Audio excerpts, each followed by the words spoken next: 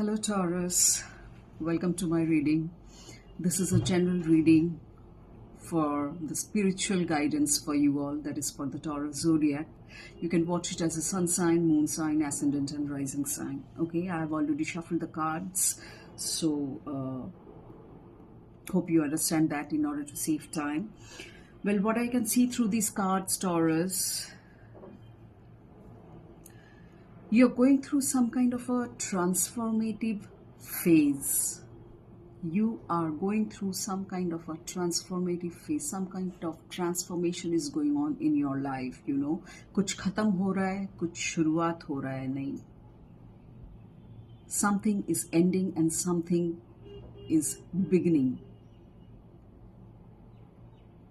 या फिर कुछ टॉरस के साथ ऐसा भी हो सकता है, क्योंकि रीबर्थ का कार्ड आया है, इसीलिए मैं ट्रांसफॉर्मेटिव फेज मैंने कहा कि something is ending and something is beginning.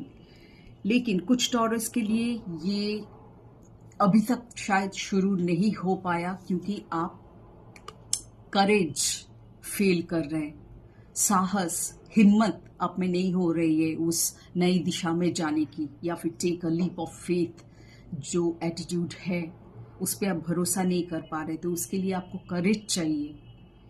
You need to have that strength, you need to have that courage to take that leap of faith, you know, to reinvent yourself. चाहे कोई भी हिस्सा हो life का, कुछ भी area हो, कुछ तो ऐसा एरिया आपके लाइफ में ज़रूर होगा टॉरस पीपल, जहाँ पे आपका एक ट्रांसफॉर्मेटिव फेज आया है आपके सामने. It's knocking on your door. और आपको इसी साहस के ज़रिए, इसी हिम्मत के ज़रिए आपको आगे बढ़ना है, उस नई दिशा में जाना है. आप कुछ टॉरियंस हो सकता है ऑलरेडी उस दिशा पे चल चुके हैं, चल पड़े हैं, या कुछ टॉरस अभी भी सोच रहे हैं.